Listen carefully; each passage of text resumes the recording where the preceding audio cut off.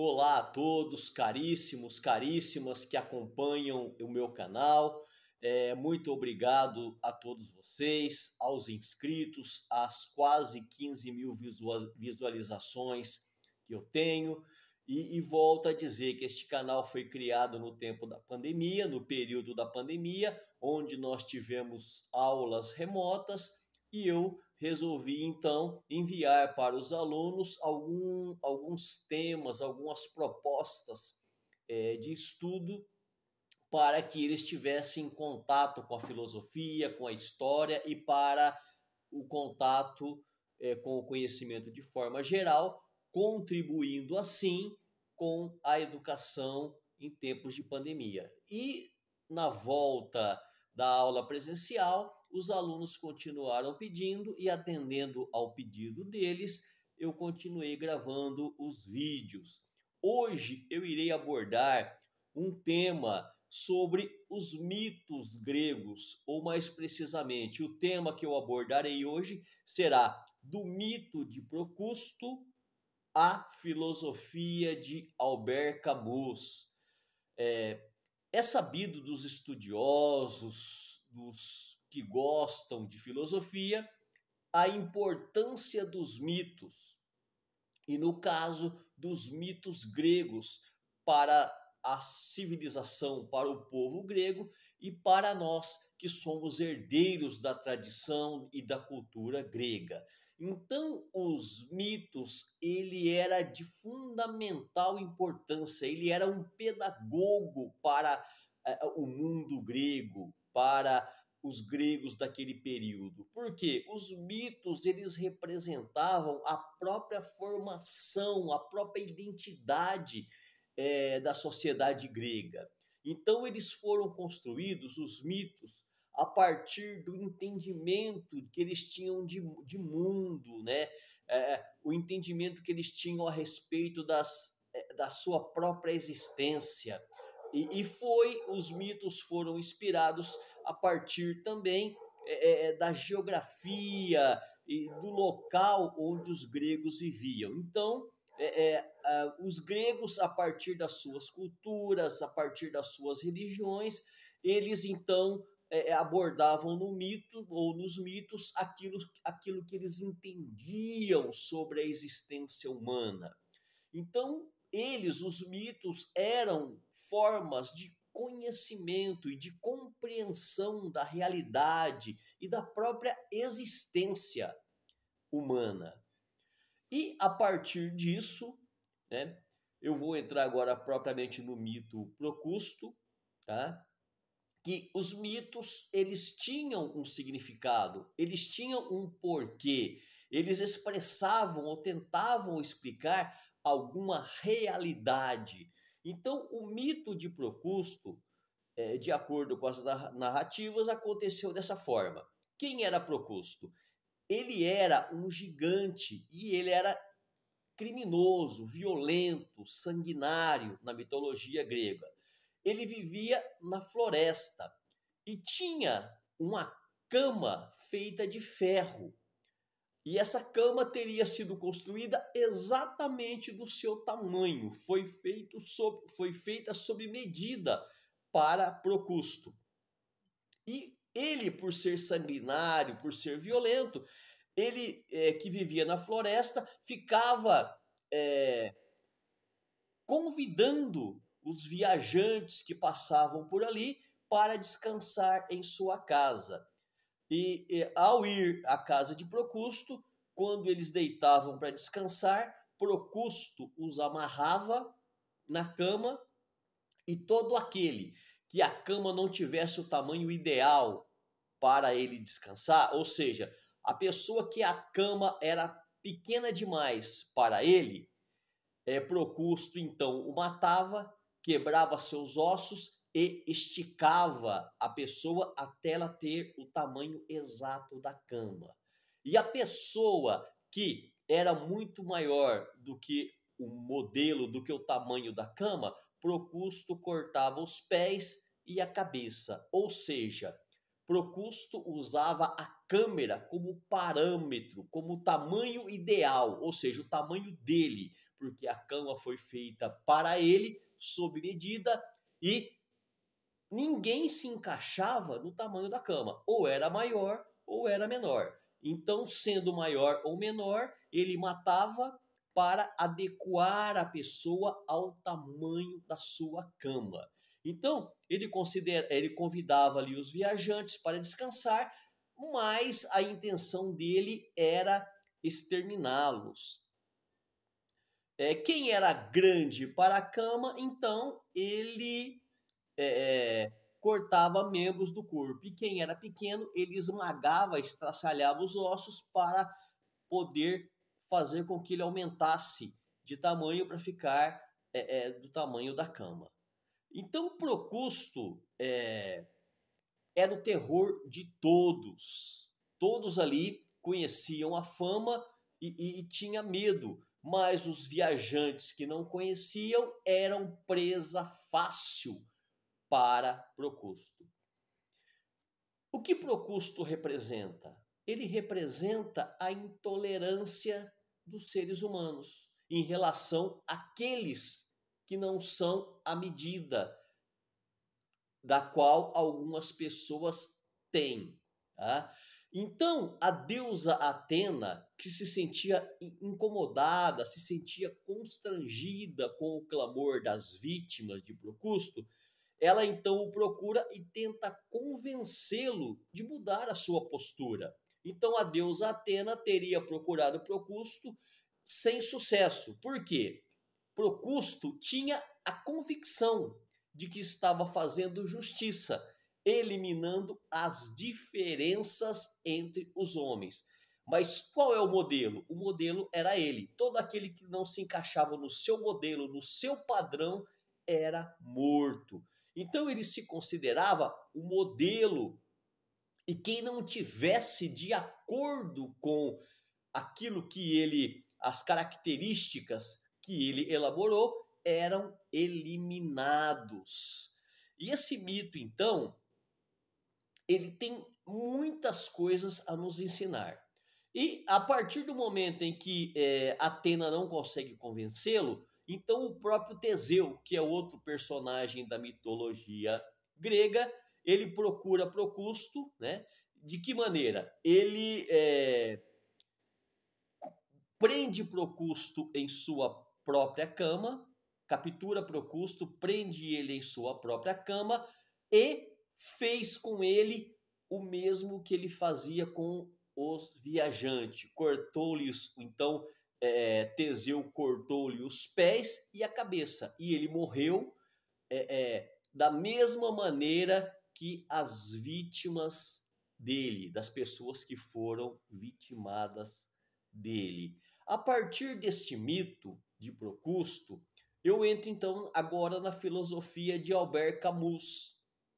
Era um argelino, foi jornalista, escritor, filósofo, e ele disse a seguinte frase, ou escreveu em um dos seus livros: o homem é o único animal que não se encontrou no seu lugar natural, ou seja, o homem é o único animal que não se encontrou na natureza.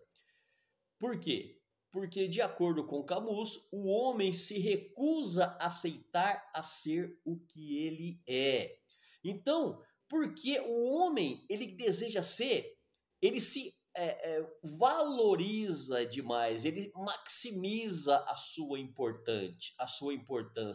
Na natureza, todos os animais se conformam com a sua posição, com a sua peculiaridade diante da natureza. Cada um tem a sua função e eles cumprem exatamente a proposta pela qual eles existem.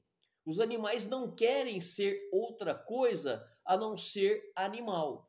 E o homem não. O homem, ele não se encontrou na natureza, porque ele quer ser mais do que aquilo que ele realmente é. O homem é um ser que destrói a própria natureza da qual ele necessita para viver. Ele não quer ser, não quer se limitar a ser aquilo que ele deve ser. Ele quer ser sempre mais. Somos todos seres humanos, mas alguns acham que eles são melhores que os demais. Eles acham que a humanidade deles é mais do que a do seu semelhante, né? E então muitos querem ser deuses, querem viver de glórias, querem viver de fama, de sucesso.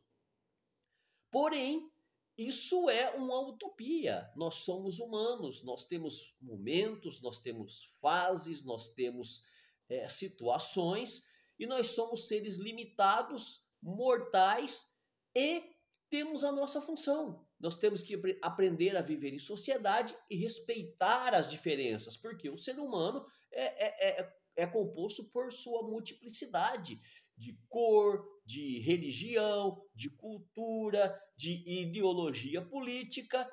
Só que nós nos individualizamos e o nosso egocentrismo nos faz querer com que as pessoas se encaixem naquilo que nós pensamos ser certo e errado. Nós somos seres egoístas e não nos encontramos na natureza. Então, nos dias atuais, a partir do mito de Procusto e da filosofia de Camus, a mitologia grega e o pensamento de Camus nos possibilita refletir sobre nosso comportamento nos dias atuais. Nós queremos moldar o outro para que o outro seja como nós. Nós queremos, como Procusto, moldar o tamanho das pessoas para que elas se encaixem naquilo que nós achamos correto ou errado. Porque nós não nos encontramos na natureza. Nós não aceitamos a ideia de que o ser humano ele é múltiplo, ele é diverso.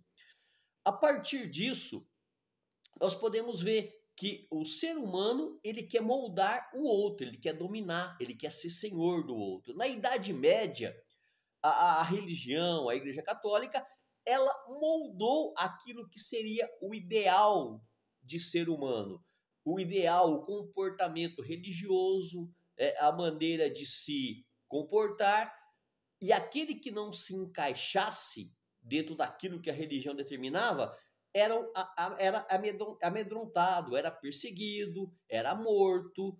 A Inquisição moldava aqueles que eram considerados hereges por não pensar da maneira que a igreja gostaria, de não se comportar da maneira que a igreja gostaria e de ter uma fé diferente daquela que a igreja considerava o ideal. Isto é cortar os pés de maneira figurada e as mãos daqueles que eles colocavam na sua cama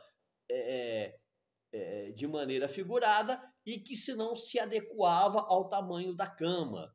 Então, outro exemplo disso é a escravidão, era o comércio escravagista, onde os europeus achavam que os negros, os africanos, eram menos evoluídos, menos capazes do que realmente eram. Ou seja, eles consideravam que os europeus, que a raça dos povos europeus, que a cultura dos povos europeus, que o entendimento dos europeus era superior à dos africanos. Então, colocavam como modelo de civilização, de povo e de cultura a europeia. E considerava todos os outros povos diminuídos em relação a eles, os índios, os negros, e isso é muito perigoso. O outro exemplo que eu vou passar para vocês é o próprio Hitler, que criou a ideia de uma raça pura, de uma raça suprema, de uma raça superior, e levou ao mundo a uma grande tragédia de perseguição, de morte aos judeus, de morte aos estrangeiros, de morte aos ciganos, e uma multidão, milhares de mortos, milhões de mortos, 6 milhões mais precisamente, foram levados à câmara de gás, foram forçados a trabalho e exterminados, porque não estavam dentro daquilo que Hitler considerava que fosse a forma, o tamanho, ou seja, a raça, o pensamento, a cor da pele ideal. E mesmo após a tragédia que foi Hitler, continuam pessoas se achando melhores que as demais. Acham que elas são privilegiadas em relação ao seu semelhante, elas querem ocupar o lugar do seu semelhante, elas não se contentam com o seu lugar, elas querem enquadrar o outro, querem medir o outro, pensando ou fazendo com que o outro acredite que ele não faz parte do modelo, daquilo que é considerado padrão na sociedade. Tem pessoas que se acham o padrão, a justa medida de conhecimento, daquilo que é correto, do entendimento de mundo, e não respeita as diferenças, não respeita a cultura, a religião, a posição política, como se a ideia, a concepção deles fossem o padrão. E o padrão do ser humano é a diversidade, é a múltipla diversidade, o múltiplo pensamento, o múltiplo entendimento sobre política, sobre religião, sobre a própria existência humana. Nós somos seres multiculturais, diversos, e a beleza da raça humana, ela está exatamente nessa diversidade de cor, de tamanho, de raça, de religião e de posicionamento político. Portanto, o mito que eu apresentei para vocês, ele expressa bem essa ideia de que querer medir o ser humano, colocar o ser humano numa régua de padrão, e assim também o pensamento de Albert Camus, que vai dizer que o ser humano é o único que não se encontrou na natureza, porque se tivesse se encontrado, não cometeria as atrocidades e as aberrações que tem cometido desde sempre. A raça humana, ela é perversa. Nós queremos dominar o outro, nós não respeitamos a individualidade, nós não respeitamos a diferença, queremos enquadrar o outro naquilo que nós consideramos ideal. E isso é um perigo, é uma ameaça à própria existência da humanidade. Bem, eu termino aqui o vídeo, deixando para vocês aqui esse tema, esse assunto, para que você possa refletir, para que você possa pesquisar e procurar se informar mais sobre isso. Um abraço a todos e até mais. Eu volto no próximo vídeo e peço você que ainda não está inscrito, se inscreva no meu canal e curta esse vídeo. Um abraço a todos e até a próxima.